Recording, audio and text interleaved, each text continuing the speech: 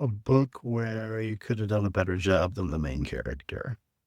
I'm not gonna lie, this one took me a bit of thinking because I think part of the nature of really good, really well written fiction is like it's one of the conventions that the author, if they've done their job well, helps you to understand the perspective of the protagonist in a way where you're like, yeah, I get it. I see. I understand why they did what they did. And if I were in their shoes, I think, maybe I would have done it differently, but I at least get why.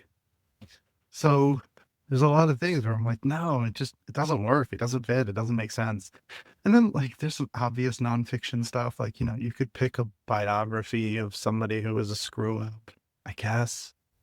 Uh, But then I remembered something, which is that there is one of our modern authors who I think is actually a master when it comes to portraying people in a way where you're like, yeah, man, they are kind of a screw up, kind of like an idiot, but still you get into their humanity and you empathize with who they are in a way where there's a wholeness to the story that is told, but you're still like, man, they're kind of a mess. And that author is George Saunders. And so then the question is just which George Saunders?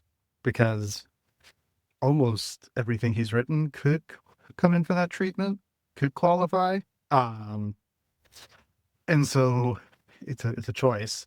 I think for me, I'm gonna go with Civil War Land in Bad Decline.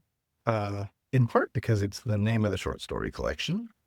Um, but also just because it's a story that stuck with me more than a lot of the other ones. Where you see a guy who, through some fault of his own, has ended up in a really bad situation and who is making a lot of decisions that just kind of keep doubling down on those bad decisions. And ultimately, there is like a redemptive arc. And ultimately, like, I love that in a lot of George Saunders, especially his like more speculative work, the characters are also a victim of the system around them. And I think Civil War Land and Bad Decline is an example where all of that's at work. It's a bad system, but still the person who's in the bad system is a hot mess.